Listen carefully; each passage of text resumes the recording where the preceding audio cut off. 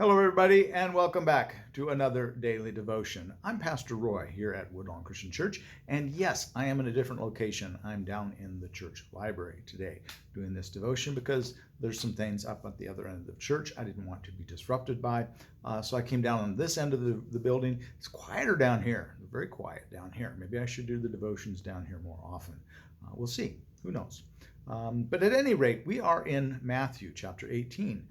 Yesterday we picked up the first 5 verses of Matthew chapter 18. Today we're going to pick up at verse 6 and go through 9. Just a short little snippet today again, just a few verses.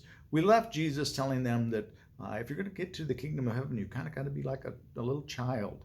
And that whoever welcomes one such child in my name welcomes me. So welcoming an innocent child is just like welcoming God into your life.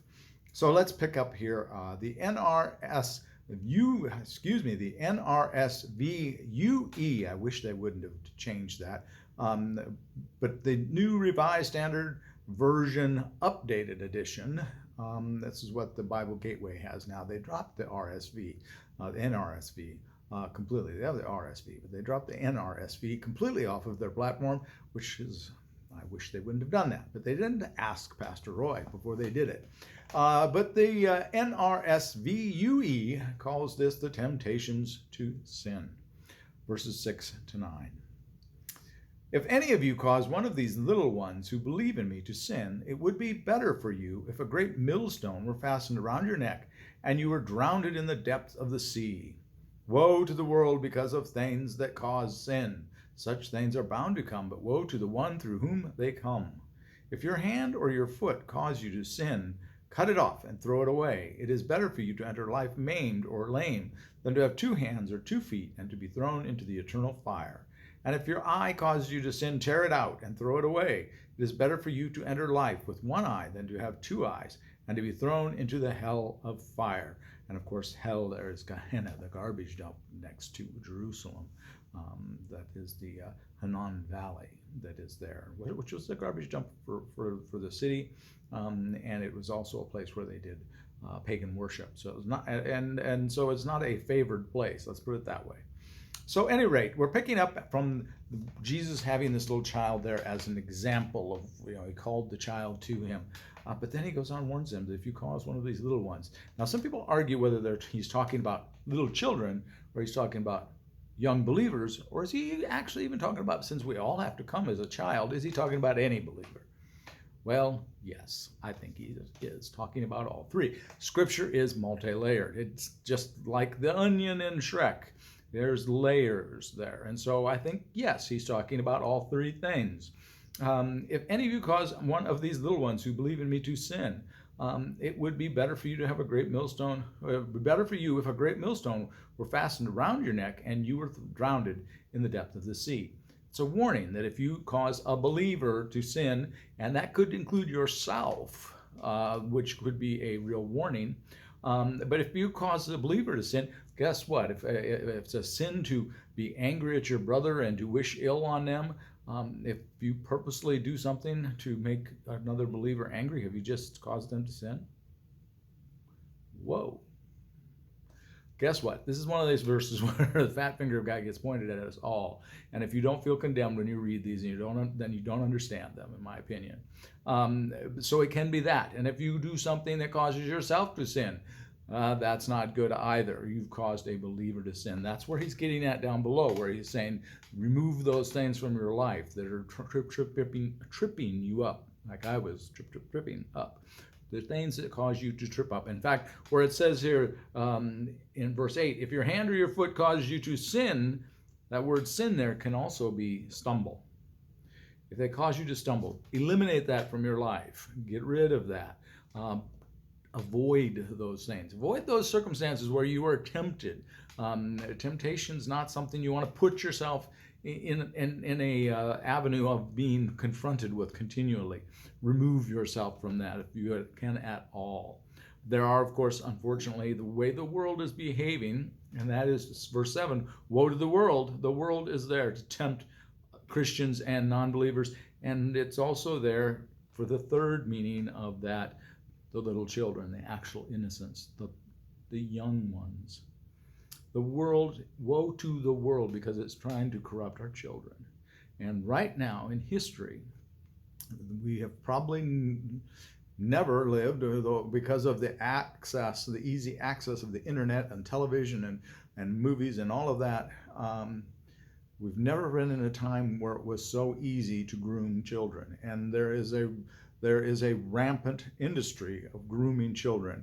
In fact, those that would be claiming to be providing entertainment for children, we're talking about Disney, are actively grooming children to sin.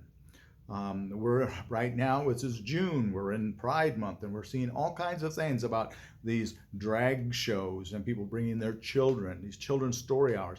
I'm very against that, and it's not politically correct, but I'm very against that. You are exposing children to things that children should not be exposed to. I'm sorry, folks. And if you're taking your children there, then I'm sorry, but you are condemned by these verses. You are bringing your children into an avenue where this is a sexualized environment. There's no two ways around it. It's sexualized. If you are sexualizing children in any way, shape, or form, you are guilty of bringing them into a sinful nature. And you are condemned. You're better off to have that millstone, folks. Go get yourself measured up if you've been doing that. You might be, you might be wanting to try to figure out how long you can hold your breath too, because you're going to drown. It would be better for you. Society, woe to the world, because the world's trying to do that. It's everywhere right now. With however you want to talk about homosexuality, all of those things, but the fact that you're exposing kids to sexualization, that's a whole different. We can talk about the sin of all of those things, but the sin of that is you are exposing children to those things that they do not need to be exposed to. They should not be exposed to, even if it's your own children. I'm sorry, by law you have a right, but the scripture says you're going to be in trouble. But woe to the one through whom they come. Such things are bound to come, but woe to the one through whom they come. And if it's you, woe to you. If it's someone you know, woe to them. And you may want to warn them about this bit of scripture. It's a terrible time. I said it was, 2022, great time to be alive. Well, in some ways it is, in some ways it's not. And in this one here right now, and at least in the news cycle right now, it's an awful lot of not about this, because children are being groomed at a rapid pace, and it seems to be all about that.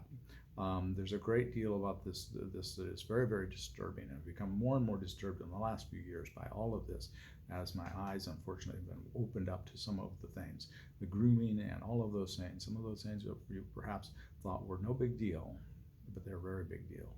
And it's a horrible, horrible thing, folks, and we need to be doing all we can to protect the children, both the young believers, ourselves, but more so than anything else, the little children. We need to give them their innocence that's being stolen from them by the world. All right? I've probably cut my throat more than enough. I'm certain I've upset some of you, but sometimes, guess what? We need to be upset, because we need to realize that we're in fact guilty. Very much so. None of us are pure, and all of us are condemned by that cutting off of hands, cutting off of feet. There's something that leads you to sin. Do your best to eliminate those things in your life. But especially, don't be condemned by verse 7. Woe to the world because of the things that cause sin. Such things are bound to come, but woe to the one through whom they come. All right.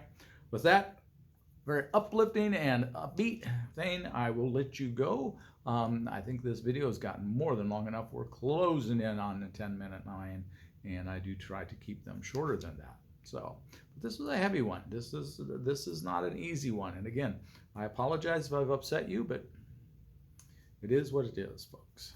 Sorry about that. God bless you, and please, please, please be a blessing to someone today. We'll see you later. Take care. God bless.